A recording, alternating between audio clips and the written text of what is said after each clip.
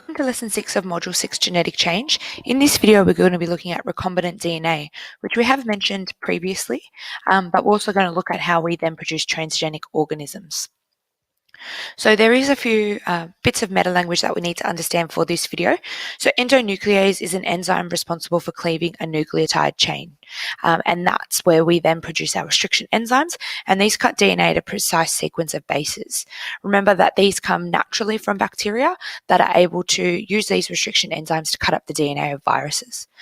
Ligation is when we see pieces of DNA being joined, and this is by the DNA ligase enzyme. Recombinant DNA is a term that we'll use when we have new DNA being made by combining different DNA pieces. Genetically modified organisms are organisms that have had their genetic makeup deliberately modified, and then a transgenic organism contains a new piece of DNA being spliced into the chromosome, so recombinant DNA in each of its cells.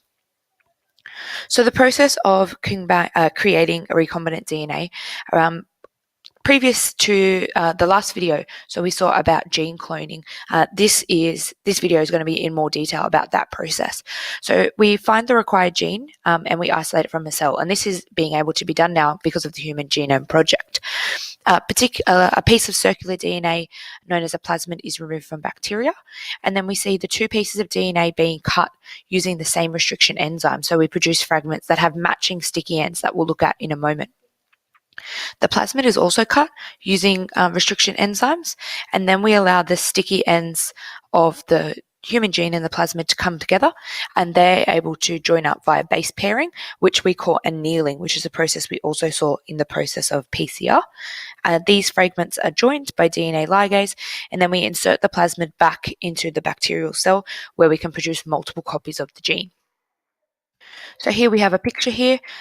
So the ECO1 is the restriction enzyme, and we see these sticky ends creating this plasmid. We see it then duplicating, and then we can grow it on the culture to only have our bacteria being grown with our recombinant DNA, and this is through a process of selection, and then we can purify this DNA to get just our gene of interest. Recombinant DNA technology is used in a range of applications. So we see it in gene therapy, producing vaccines and antibodies. We created genetically modified products, and then it has other applications in energy. So here we have another image where we can see the different pieces of DNA creating the sticky ends, and we can see how they match up here. So they align these sticky ends, the nucleotides, via base pairing, and then the ligase enzyme joins them here. So plasmids can be inserted into a cell, and they have their own self-replicating system where we can replicate the plasmid genes. Each cell that has the plasmid will produce the protein products of the genes in the plasmid, including those of the target DNA.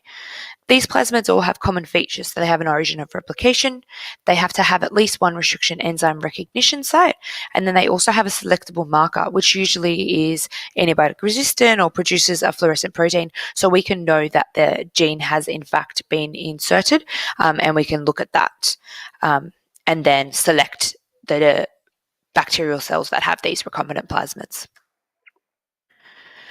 Transforming bacteria is a process where we say that the foreign DNA has been incorporated into these bacterial cells. It then can express a new gene and therefore has a new characteristic. To allow the bacterial cell to uptake the plasmid, we either need to heat shock it or treat it with electricity to therefore disrupt the plasma membrane and allow the plasmid to enter the bacteria. The characteristics of the plasmid vectors become important when determining which bacterial cells have been transformed, and that's where we see them being grown on bacterial plates with a selecting agent. So in the case of our depth study, we saw ampicillin. And then also they have a reporter gene, which allows us to identify the bacterial cells that do in fact have the plasmid, and in our case, again, with our depth study, it was the red fluorescent protein. So here is just another way of showing this process, so you can refer to these again later. And here we have a bit more in the selection process, where we can see here that this plate has in fact cells that produce a blue colour. So genetically modified organisms contain desirable characteristics that have been introduced into the organism, and this can either be by directed mutation or newer technologies. Transgenic animal allows us to safely test and develop new treatments, so it has a benefit to us as humans. So we can see transgenic sheep, where we're trying some blood clotting factors, and then there have been some swine that allow us to use their organs as they have human complementary surface markers which inhibits organ rejection. So here's another example of these two processes, and again, you can refer to these later to answer your questions in class, and then also as some examples of how this process works.